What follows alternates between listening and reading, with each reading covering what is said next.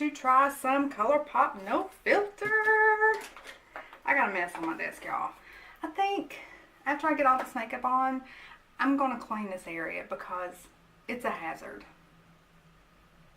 Okay, so the Colourpop No Filter foundation that I got is in the color medium 90.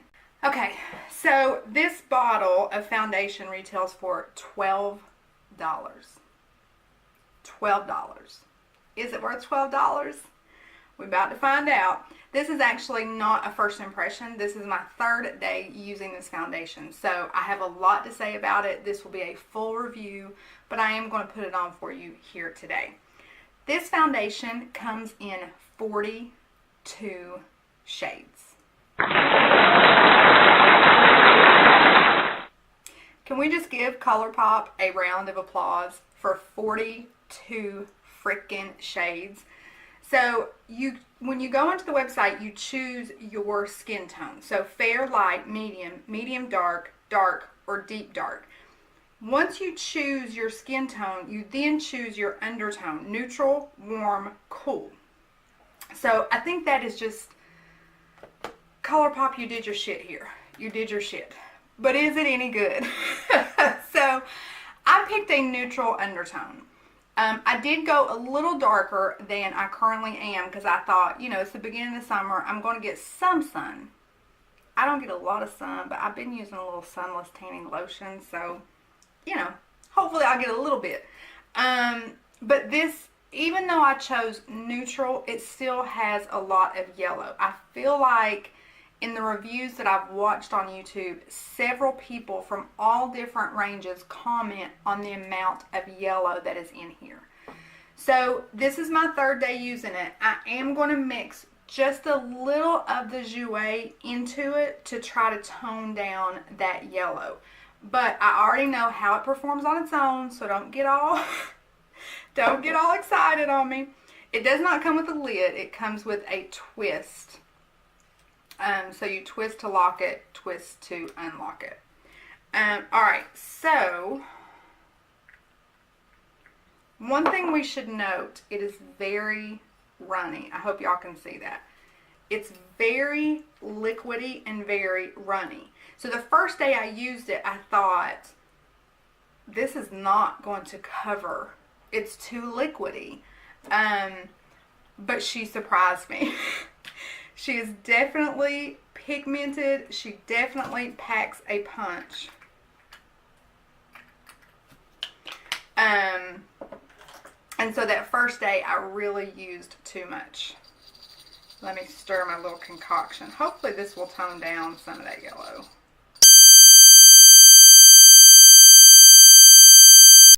So as a primer today, and this is the same primer I've used all 3 days because I have somehow cut my finger. I mean, how did I even manage that? I don't know. I've used the same primer all 3 days. This is really the only primer I use anymore. It's the Tarte Clean Slate Timeless Smoothing Primer. This makes my skin almost flawless as regard to like pores and things like that. This is my jam. Alright, so let's get started. Like I said, the first day I used way too much. So we're not going to make that mistake today, hopefully.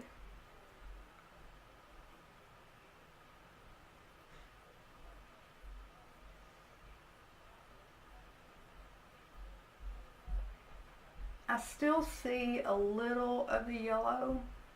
I don't know if the camera is picking it up or not.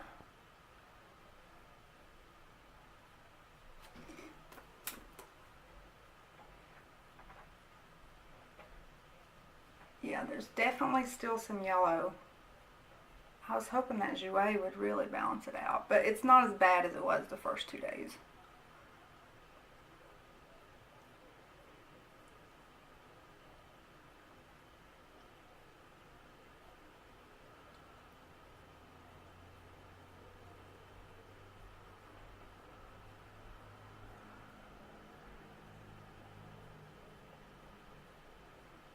Can you tell the yellow in it? And this is, like I said, it's medium 90, which I expected it to be too dark, but it's supposed to have a neutral undertone, and it definitely has a golden undertone.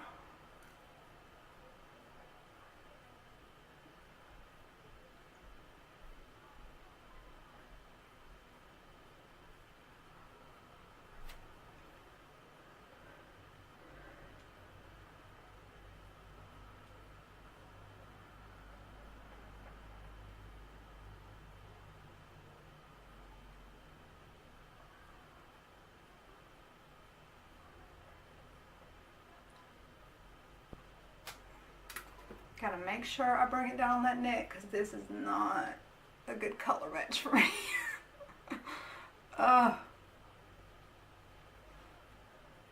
Okay, definitely still a little yellow. I want to go in with just a little bit more, although I could stop right here. One thing that I've noticed in using this foundation is it lays on top of the skin. Tati's review, she hated this foundation because she mentioned the same thing. It laid on top of her skin. It never really melted into her skin.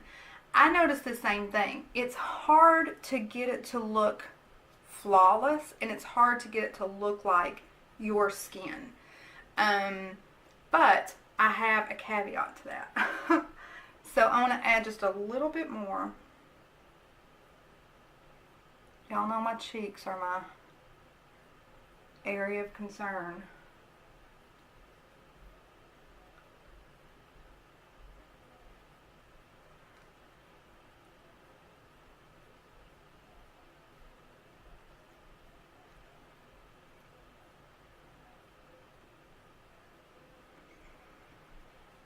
I'm trying to explain how this foundation does, because I think laying on your skin is not a good depiction. It almost settles into your pores. That's what I want to say. It settles into your pores, so it almost looks cakey, but it's in the pores. And so the first time I used it, I was like, oh my god, this is disgusting. I don't like it. I don't like it.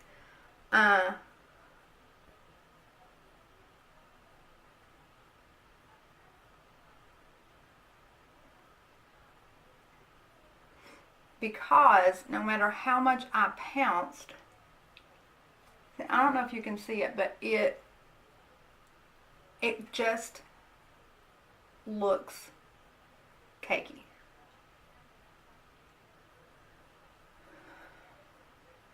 And Tati said the same thing.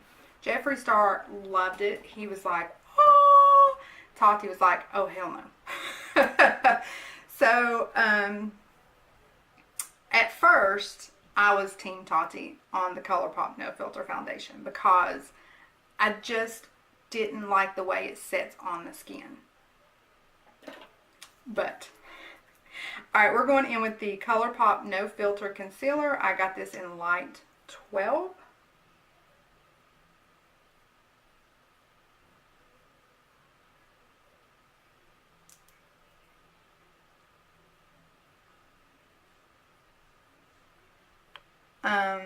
Raw Beauty Christy loves this concealer.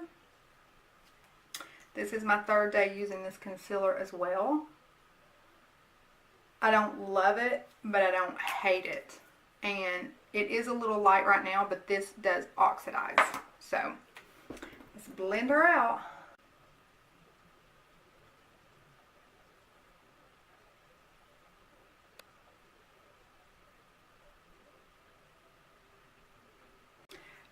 The reason I don't love this concealer is it does the exact same thing. It does not offer quite the coverage as Shape Tape or the Makeup Revolution. It doesn't offer the coverage, which can sometimes be a nice thing, right? But it also doesn't melt into your skin. It just kind of sits there, and for me, I feel like the way that it sits, it accentuates. It doesn't settle into your lines. but it accentuates the lines and it accentuates any of the texture that you may have. So I like it. It's not a bad concealer. But if I'm looking at my Shape Tape or my Makeup Revolution or my Laura Mercier, I'm not going to find myself pulling for this. So it is good. I think you would not regret buying it. But if you have some of those in your makeup kit already, you would probably pull for those over this one. All right. Now we have the Colourpop No Filter Setting Powder.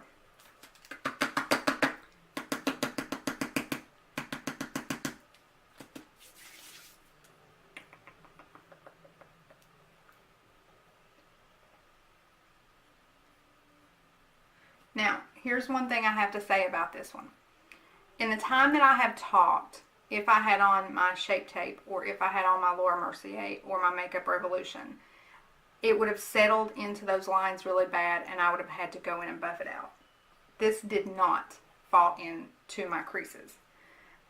So that is this concealer didn't. So that's a plus.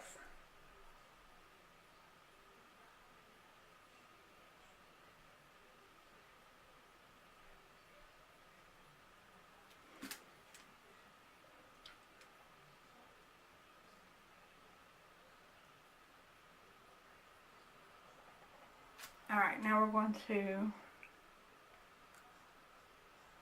make sure we ain't got any lines.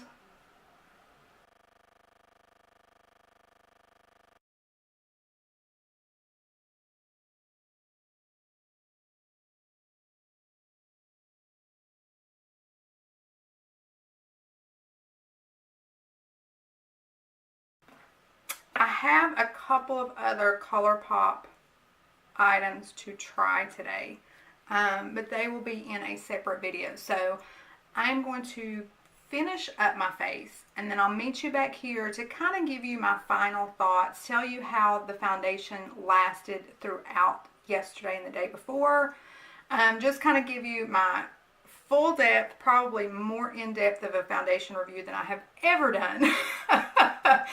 So I will meet you back here in just a moment. Okay, we are back with our final thoughts on the foundation.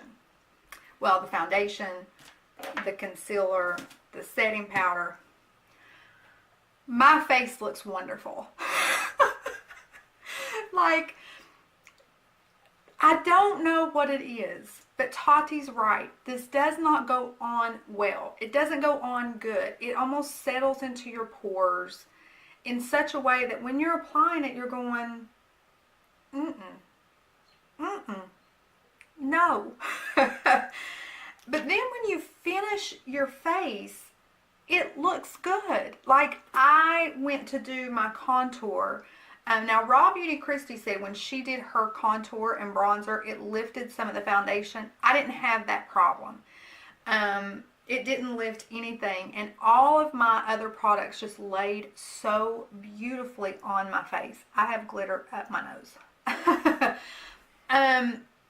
But once you get the setting powder and everything on, you have a soft matte look that is very your skin but better. It's not full coverage because I can still see some of my imperfections, but it does have a blurring effect. So my skin just looks softer, and I don't even know that I can come up with the right terminology to explain it, but it is pretty.